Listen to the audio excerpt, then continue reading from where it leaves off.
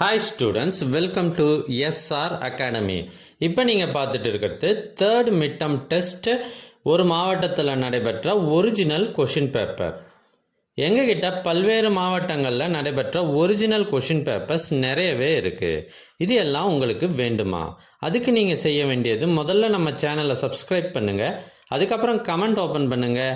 First கமெண்ட்டில் உங்களுக்கு தேவையான லிங்க் இருக்குது. இதில் அனைத்து சப்ஜெக்டுகளுக்குமான கொஷின் பேப்பர்ஸ் இருக்குது.